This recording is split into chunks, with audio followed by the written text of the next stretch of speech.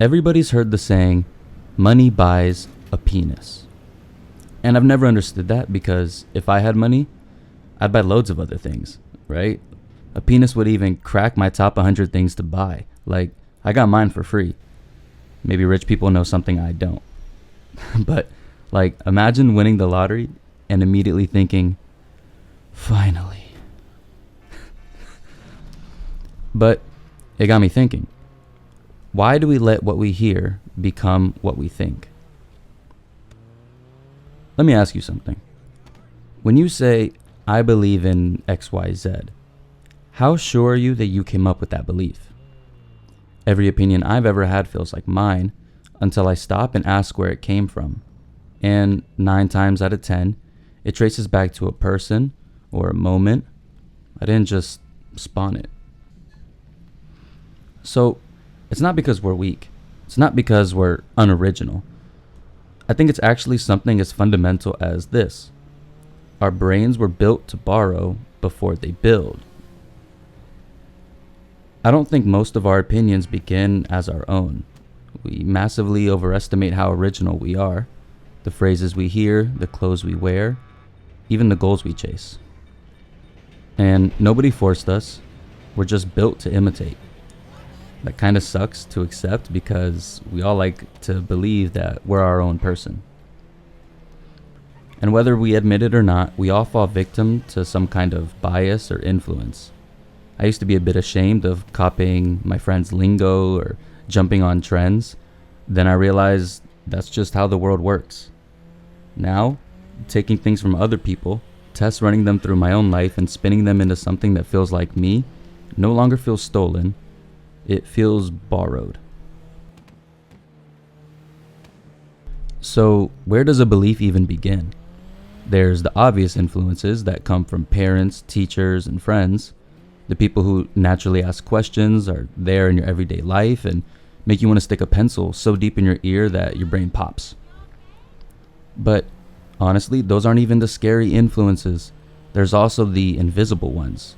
Tweets, clips, traditional media, and tons of other outside manipulators that love to plant little seeds, which may not feel like they're making it through our defense, but set up camp like a moose in a discotheque, right? What fascinates me isn't what influences us, it's how quietly it happens. Nobody sits you down and tells you how to think, they just keep leaving fingerprints, smudges. Sometimes I wonder how many beliefs I have that belong to someone I don't even remember.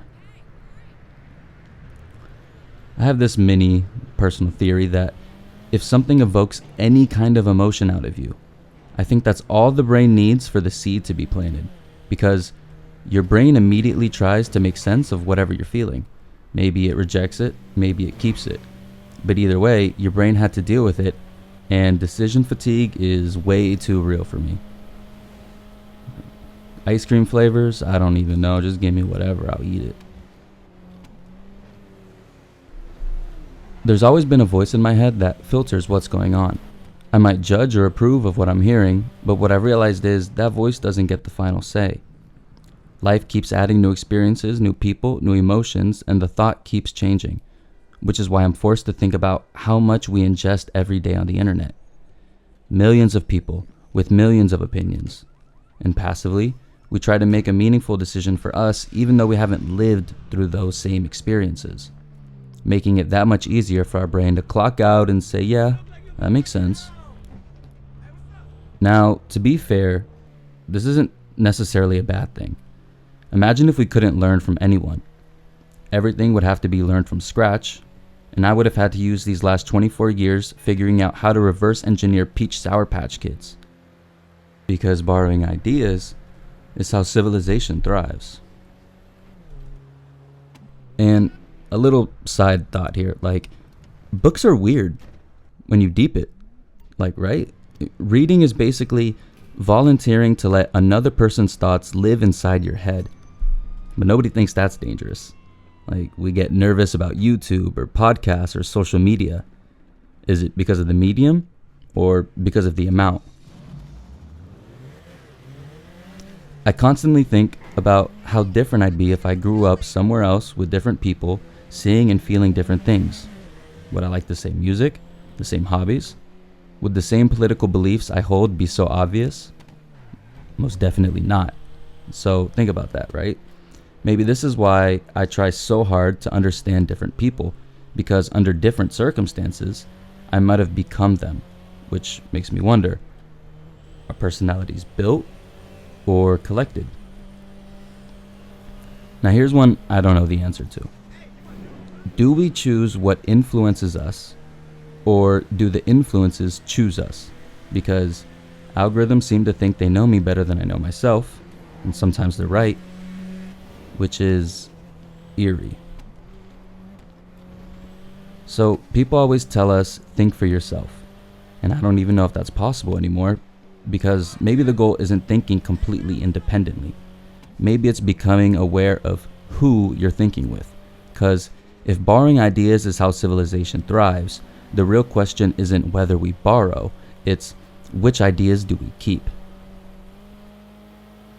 I think what's more important is taking in outside information, letting it wrestle around in your head, forming a belief that feels true to you, and then expressing yourself individually, rather than making that snap judgment, or even worse, regurgitating the trash because it's relevant. So you might ask, if we're influenced by everything, can we still say we're original? Why, yes, you are.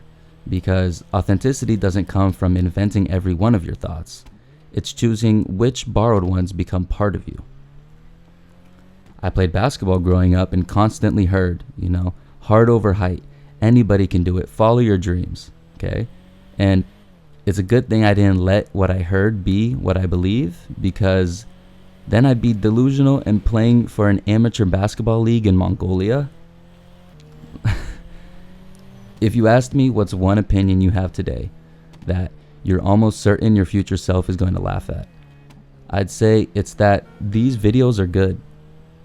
So I wonder if wisdom isn't about collecting more opinions. I wonder if it's learning which ones to let go of. Because the better question isn't, when did I start thinking like this? Maybe it's, who helped me think like this? And if that's true, who are you helping think right now? So don't take what you hear as truth, even my videos. If you disagree, good. Just don't mistake repetition for truth.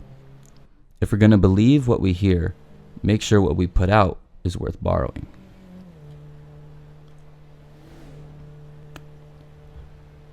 Oh, it's money buys happiness. Oh man.